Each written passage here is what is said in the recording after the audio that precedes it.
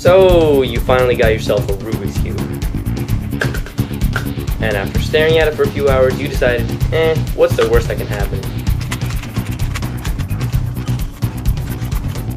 After trying to solve it for another hour, you decided you were screwed. You've tried spinning it, turning it, throwing it, punching it, kicking it, jumping on it. You've even tried blowing it up. Luckily, you don't need to look further. The video you're watching is the quickest tutorial on the web on solving the cube, where you can watch, pause, and rewind this crash course on the cube and master it within 15 minutes. So what are you waiting for? Grab your cube and let's solve it. Roll the intro sequence.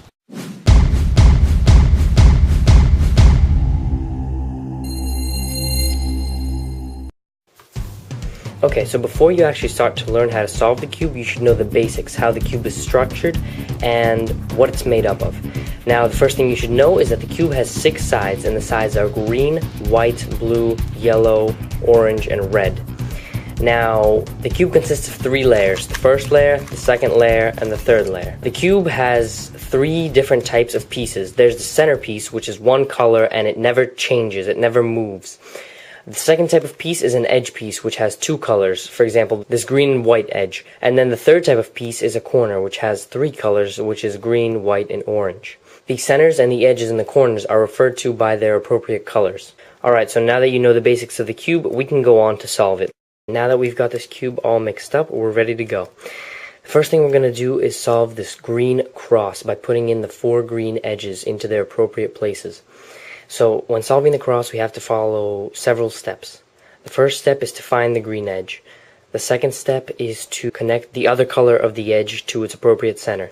The third step is to connect the green part of the edge to the green center, and the final step is to correct any mistakes that we may have made. So here we go. First step, we find a green edge. Here we go, green, yellow. Second step, we connect this yellow with the yellow center. There it is, we've connected it. Third step is we connect this green with this green center by turning it like this. There we go. And the fourth step is to fix any mistakes we may have made. Well, we haven't made any, so there we go. There's our first edge piece placed in. Now we start the cycle all over again. First we find an edge piece. Here we go, green and white. The second step is we have to connect this white to a white center. So if we turn this like this, then these 2 whites will be connected. The third step is to connect this green with the green center, so we turn it like this. And the final step is to fix any mistakes we may have made. Well, we haven't. Our yellow is still there, and now we've created the white. And now we start all over again. So we find this edge piece, red-green. Second step is we connect it with the red. Well, it's already connected. Third step is we connect the green with the green center, so we do that. Fourth step is to fix any mistakes. Once again, we haven't made any. We've got white, red, and yellow all set. Last edge piece. We're looking for green-orange, which we found right here. We connect the orange with the orange center. It's already connected for us. Now we connect the green with the green center. There we go. And now we fix any mistakes. Well, we haven't made any. There we go. We finished the first cross. Now to move on to the corners. The corners have a different set of steps. The first step is to find a corner. The second step is to make sure the corner is in the optimal position. The third step is to place the corner in between its 2 appropriate centers. And the final step is to place the corner in. Well, let's do the first step. Find the corner. Here we go. Green, red, yellow. Now, the second step is to make sure it's in the optimal position. The optimal position is when you are holding the cube so that the green center is pointing upwards. The green part of the corner is looking straight at you. So, in this case, this is in the optimal position. The second step is to take this corner and bring it in between its 2 appropriate center colors. The 2 other colors of this corner are red and yellow. So we turn this until it's in between the red and yellow centers, as it is now. The final step is placing this corner into here, which is what we want to do. To do this, we first have to move it away. Right now it's on the right side, so we move it away to the left. We bring down the right, we place it in, and we lift it up. As you can see, we've placed this corner into its appropriate position. And now let's start all over again. First, we have to find a corner. So we find this corner right here, green, white, and orange. Next, we have to make sure it's in the optimal position. It is, since the green is facing up and this green part is pointing towards us, this is in the optimal position. Now we turn it until it's in between the orange and the white, which it already is, and now we place it in. This time, since it's on the left side, we turn the bottom to the right, we bring the left down, we place it in, and we lift it up. Now, as you can see, we've placed the orange and white corner in. Now we start all over again. We're looking for another corner. Here it is. It is the green, white, and red corner. Is it in the optimal position? Yes, it is. When the green is facing up, this is pointing towards us. Now we have to take this and bring it in between the red and the white centers, as this is red and white. There we go. Okay, so now we've placed this corner in between the white and the red. So now, since this is on the right side, we have to move it away to the left and bring down the right, place this in, and lift it up. Now, as you can see, we've placed in the red and white corner, so we have the last one remaining. Let's look for it, and we found it right here. It is not in the optimal position, as you can see, because it's not down here in this third layer. So we have to get it down there. What we do is we bring this down, we move it to the side, and we lift this up. Now, as you can see, we've got this corner down here in the optimal position because it's facing us while this is facing upwards. Now, the colors of this corner is orange and yellow, so we turn this here, and since this is on the left, we move it to the right, we bring down the left, we place this in, we lift it up. Now, as you can see, we've placed in all four corners, and we've done all four edges, so now we can move on to the second layer. Alright, now that we have solved the entire first layer, we're ready to move on to the second layer. The second layer consists of 4 edges, 1, 2, 3, and 4. To solve the second layer, we need to remember a couple of steps also. First, we have to find the edge, then we have to align the edge with its appropriate center, and then we have to place the edge in. So here we go. What we're doing is we're looking in this third layer for an edge that doesn't have blue, because none of these colors that we're going to be trying to solve for in the second layer have the color blue. So we're looking for an edge such as this orange and white one that does not have blue. Now that we've located it, we'll move on to step 2, aligning it with its appropriate center. What we have to do is we have to turn third layer until this color is the same as this center color. There we go. We've aligned 2 oranges. Now what we have to do is place it in, and this is very simple and you'll learn it really quickly. First, you have to look at this color. It's white. Now you have to find the white center. It'll either be on the left, as it is here, or it'll be on the right. In this case, it's on the left. Now what we have to do is we have to perform this set of steps. First, we move it away from the white. Since this color is white and this color is white, we move it away from the white. Since we've moved it to the right, we bring down the left. We realign the 2 oranges, we lift this up, and now we've noticed that we've misplaced a corner. Now, from the first layer, you probably remember that we have to move this away, bring it down, place it in, and lift it up. Now, not only have we replaced this corner, but we've also placed in this orange-white edge. Let's try this again.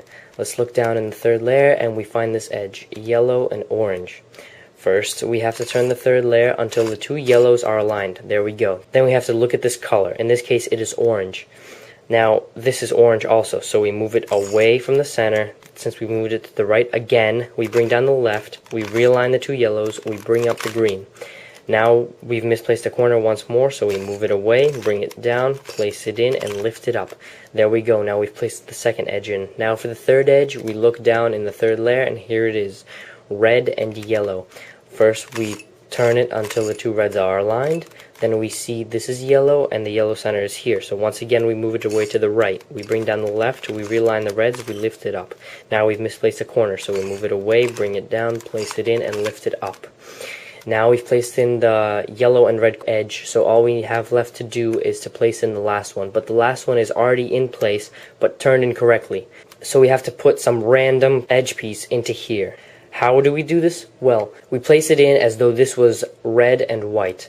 So pretend that this color was white. Here's the white, so we move it away. Then we bring the right side down, so we move it to the left. We realign the 2 reds, and we lift this up. Then we've misplaced a corner, so we move it away, bring it down, put it in, and lift it up. Now, as you can see, we've placed this red and blue edge piece in, thus taking out this red and white piece. Now we do it like every other edge. We align these 2 reds. We see white here, and white is here, so we move it away to the left. Now we bring down the right. Realign the 2 reds, lift this up. We've misplaced a corner, so let's replace it. We move it away, bring this down, place it in, lift it up. Now, as you can see, we've solved the entire second layer. Alright, now that we've solved the first 2 layers, it's time to try and solve the third layer. The third layer is basically solving all algorithms. Right now, we should be focusing on the blue cross. We're trying to solve the blue cross. So, forget these corners. Don't pay attention to these corners. Just look at these colors. Okay, as you can see, all we have is this blue dot in the middle. When you first solve the first 2 layers and you look down here ready to solve the third layer, it may look either like this with only 1 blue dot, or like this with a sort of L-shaped thing, or like this with this long rod thing, or like this, which is basically the cross. Alright, now back to the dot. When you have this dot without anything else, you can hold the cube whichever way you want, and you have to perform this algorithm. First, you turn the front, then you lift up the right, you turn the top, and you bring the right down. Now you turn the top back, and you turn the front yet again, and now you've created the L shape. Once you have the L shape, you have to hold it so that one part of the L is pointing towards you, and the other part is pointing towards the right, like I am right now. Then you perform the same algorithm. You turn the front, then you lift up the right, then you turn the top like this, turn it away this way, then you bring down the right, then you turn the top back, and you turn the front again. And now you've reached this rod thing. When you've got the rod, you have to turn the cube so that it's horizontal, and then perform the same algorithm yet again. You turn the front, you lift up the right, you turn the top, you bring down the right, you turn the top back, and you turn the front again. And there you go, you've solved the cross. Now that you've solved the blue cross, it's time to align the cross with the centers. In this case, with the white and white, it's already aligned. But this yellow-red and orange-yellow and red-orange are not aligned at all. You want both of these to be orange, both of these to be yellow, both of these to be red, and both of these to be white. And the first step to do that is to turn this layer until at least two of them are aligned, as I've just done. I turned it once, and now the oranges are aligned and the yellows are aligned. Okay? Once you have that, you look at the other two, and as you can see, they're not aligned. White is not the same as red, and red is not the same as white. What you have to do in this case is you have to hold it so that one of the incorrect ones is pointing towards the right, and the other one is pointing towards you. And now what you have to do is perform this algorithm. You lift up the right, you spin the top twice, you bring the right down, you bring the top back, you lift up the right again, you place it in, and you bring it down. Now, if you turn the top once more, you see that you've preserved your cross, but the whites are aligned, the reds are aligned, the yellows are aligned, and the oranges are aligned. Now that you've aligned the cross, it's time to move on to the corners. Solving the corners of the Rubik's Cube requires two steps. First of all, you have to place the corners, and second of all, you have to turn the corners. When I say place, I mean place it so that the blue, white, red corner is in between the blue, white, and red. Okay? So in this case, this is not placed correctly because it's yellow and orange in between white and red. This is not placed correctly because it's red and yellow in between orange and white. This isn't placed correctly because it's red and white between yellow and orange, and this isn't placed correctly because it's orange and white between red and yellow. So in this case, you hold it whichever way you want, making sure that the blue is always facing up. Now what you have to do is you have to lift up the left, turn the top this way, lift up the right, bring the top back. Now that you've aligned these, bring them down, then bring the top back, and bring the right down, and then turn the top. You've preserved your cross, and you've kept all of these aligned, but you've placed this one correctly, because as you can see, it's the blue, white, red, in between blue, white, and red. So even though it's not turned correctly, it's placed correctly. But all the others are still not placed correctly. So we have to perform the same algorithm again. But now that we've got one corner placed correctly, we have to hold it at the bottom right corner. Hold it like this, and perform the algorithm again. Lift up the left, turn the top, lift up the right, turn the top back, bring down the left, turn the top back, bring down the right, and turn the top once more. You've preserved your cross, you've kept this, this, and this, and now all the corners are placed correctly. Red and yellow is in between red and yellow, red and white is in between red and white, this one is completely placed correctly, and orange and yellow are placed in between orange and yellow. Now we're moving on to the last step. The last step in solving the Rubik's Cube is turning these corners correctly so that the whole cube is solved. The way we do this is we hold any incorrect ones on the right side, where our right hand is, and we perform this algorithm. This is the longest one yet. We lift up the right, we spin the top twice, we bring the right down, we bring this back, we lift it up, we place it in, and we bring it down. Now we do the same thing on the left side. We lift it up, we spin it twice, we bring it down, we spin it this way, we lift it up, we place the top in, and we bring it down. As you can see, we've got two corners turned correctly. Now it's time to turn these two corners correctly also. So now we're going to perform the same algorithm again. We hold these two on the right side because they're both wrong, and we lift up the right, we spin the top twice, we bring the right down, we bring this back, we lift this up, we place it in, and we bring it down. Now we do the same thing on the left. We lift it up, we turn it twice, we bring it down, we turn the top again, we lift it up, we place it in, and we bring it down. Even though the cube still isn't solved, all we need to do is perform this algorithm one more time, so watch closely. We're holding it on the right side, and we're lifting up the right, we're spinning it twice, we're bringing this down, bring the top back, lift this up, place the top in, and bring it down. Do the same thing on the left side, lift the left up, spin it twice, bring it down, bring it back, lift it up, place it in, and bring it down. And here you go. Congratulations, you've just solved your Rubik's Cube. Now, hopefully you're solving a fully solved Rubik's Cube in your hands right now. Keep practicing these techniques and you'll literally be able to solve this in under a minute. Now, go show off to your friends your newfound skills with the Rubik's Cube. Also, if there was anything I missed, just leave me a comment or a video response with your particular case of the Rubik's Cube, and I'll post another tutorial explaining to you in particular how to solve your case. Because I think there were some things I missed in the corners and the edges part of the tutorial, because the cube that I was solving was pretty simply configured already. So if you have some sort of question or some sort of corner that you can't put in right, or some sort of edge that you can't align with the cross, just leave me a comment or video response and I'll try to respond to it as quickly as possible. Anyways, thanks for watching. I hope this tutorial really helped you. Make sure to like and comment on my video. I always want to know what I can do better next time. And yeah, go have fun solving your Rubik's Cube.